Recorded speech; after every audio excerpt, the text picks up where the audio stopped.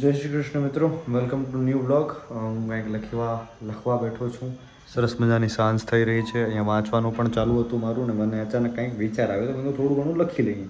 ક્યારેક હું લખી લઉં છું થોડું ઘણું તો નહીં પણ જેટલી સમજ શક્તિ પ્રમાણે. અને ખાસ વસ્તુ એ પહેલાં ક્લિયર કરવા માગું છું કે કોઈ પણ જે કાંઈ પણ લખતો હોય એવું જરૂરી નથી કે એવું જ એની લાઈફ ચાલતી હોય. ને આ લખવું એક કળા છે. જ્યારે પણ ક્યારે પણ કાંઈ પણ વિચાર આવી શકે છે. તો એવું કાંઈક મેં થોડુંક લખ્યું છે, હું તમને સંભળાવવા ઈચ્છું છું કે एक अरसे बाद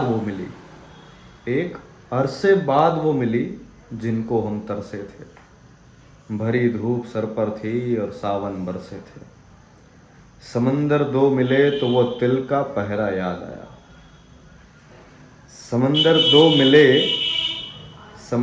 मिले तो वो तिल का पहरा नजर आया, जवानी के दिनों में वो पुराने मौत का सहरा नजर आया, समंदर दो मिले तो तिल का पहरा नजर आया, जवानी के दिनों में वो पुराने मौत का सहरा नजर आया, अल्फाज नहीं थे दोनों के पास ना वो आँखें, अब अल्फाज नहीं थे दोनों के पास ना वो आँखें, बस खड़े थे मुर्दों के जहाँ में, अब कहाँ वो बातें, एक अरसे बाद मिली वो मुझे जिनको हम तरसे थे, भरी धूप सर पर थी और सावन बरसे थे.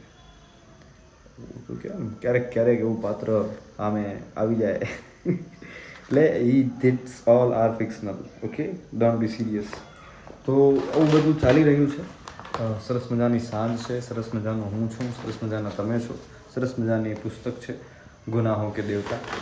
ઘણા સમયથી મેં આ બુક વિશે બહુ બધું સાંભળ્યું છે, બહુ બધા વિડીયોઝ જોયા હતા, બહુ બધા ઇન્ટરવ્યૂઝમાં આનું વર્ણન થતું એવું સાંભળ્યું હતું. તો બસ થોડાક ટાઈમ પહેલાં હું લઈ આવ્યો છું અને વાંચવાની શરૂ કરી છે.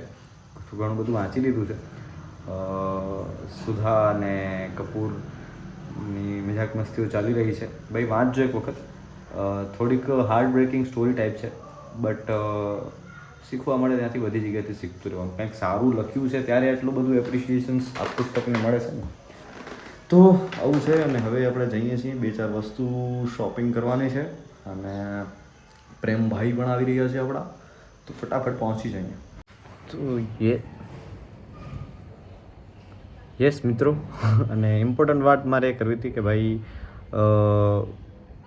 જેટલા પણ લોકો અહીંયા ભુજ કે ભુજની આજુબાજુના હોય એ લોકો જો અમારી સાથે જોડાવા ઈચ્છતા હોય શોર્ટ ફિલ્મમાં કે એક્ટિંગમાં, લખવામાં, મ્યુઝિકમાં, કોઈ પણ વસ્તુમાં ઇન્ટરેસ્ટ હોય તો આમ નડજો નહીં પણ કોન્ટેક્ટ કરજો. નીચે મેં મારી મેલ આઈડી આપી છે.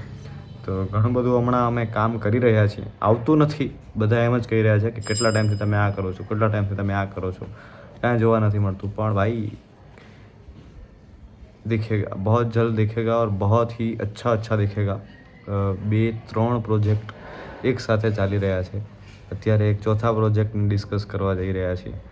પણ એટલે અમારું ટીમનું એવું માનવું છે કે જલ્દી નથી કરવું. હવે ઘણું જલ્દી કરી લીધું. જેટલું આરામથી સ્ટેડી જે કંઈ પણ વસ્તુ થાય કે મળે એ વધારે સેટિસ્ફાઈડ હોય, વધારે આનંદદાય હોય. તો ભુજ અથવા ભુજની આજુબાજુ કોઈ ભાઈ બહેન, કોઈ પણ ગર્લ્સ બોયઝ, કોઈ પણ ફિલ્ડમાં એક્ટિંગને લઈને, મ્યુઝિકને લઈને કોઈ સારું લખતા હોય કે ભાઈ એમ જ અમારી સાથે જોડાવા ઈચ્છતા હોય તો મોસ્ટ વેલકમ.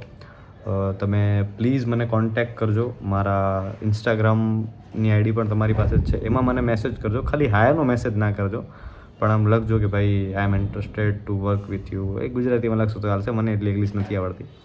તો કંઈક નવું ક્રિએટ કરીએ આપણે સાથે મળીને. અને ખરેખર અત્યારે કચ્છને આ બધી વસ્તુઓમાં આગળ લઈ આવવાની ખૂબ જરૂર છે. તો આશા રાખું છું કે તમે ઘણા બધા મને મેસેજીસ આવશે અને આપણે સૌ સાથે મળીને કંઈક નવું ક્રિએટ કરીએ.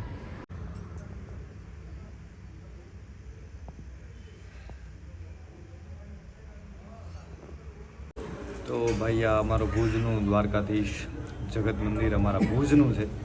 અને હૂબહુ ભાઈ દ્વારકામાં જે પ્રતિમા છે એવી પ્રતિમા છે અહીંયા. તો ભુજના લોકો કે ભુજ તમે આવતા હો તો દ્વારકાધીશ મંદિરની મુલાકાત એક વખત જરૂરથી લેજો.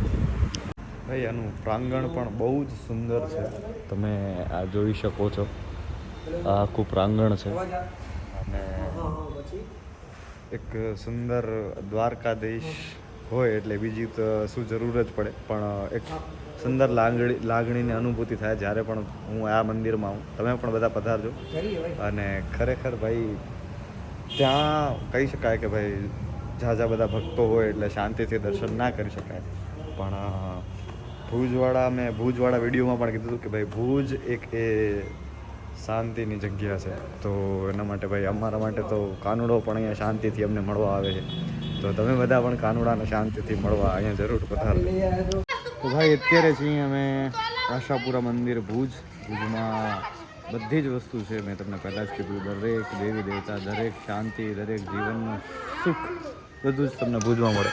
આ ભુજનું આશાપુરા મંદિર છે. અહીંયાથી ધ્વજા દેખાઈ રહી છે. લાઇટના કારણે થોડુંક ઈસ્યુ થાય છે. આ આખું મંદિરનું પ્રાંગણ છે. બાળકો રમી રહ્યા છે, એમના જીવનનો આનંદ લઈ રહ્યા છે અને અમે અહીંયા આનંદ લઈ રહ્યા છીએ. તો ભાઈ સાહેબ, આવું પહેલી વખત બનાવું છું, પણ મંદિરે જવું ખૂબ જરૂરી છે. તો ભાઈ અત્યારે મેં મોલમાં શોપિંગ કરવી હતી મારે, જે એ તો કાંઈ મળ્યું નહીં, પણ જે નહોતું લેવાનું એ બધું લઈએ છીએ એમણે. આ મોલનો કોન્સેપ્ટ જ આજે ભાઈ મને આજે સમજાણો. અને લેવી ટ્યુબલાઇટ. હવે ઘરે હું ગયો એક બે જગ્યાએ, ત્યાં પૂછા કરી, ત્યાં ન મળ્યા. અને હવે હું ગામમાં જઈશ તો ત્યાં બધી દુકાનો બંધ થઈ ગઈ હશે. તો હવે જોઈએ કેમ ભેગું થાય આપણું જીવનમાં. નાસ્તામાં કેટલો બધો લઈ લીધો, પછી મને વિચાર આવ્યો કે પંજાબીમાં પણ કંઈક લઈ લઉં, તો અમે લીધી પંજાબી ચીક્કી. પંજાબી ચીક્કી હો ભાઈ. હે સ્વાદ જો લલચાય પંજાબી ચીક્કી. Big thank you for being here.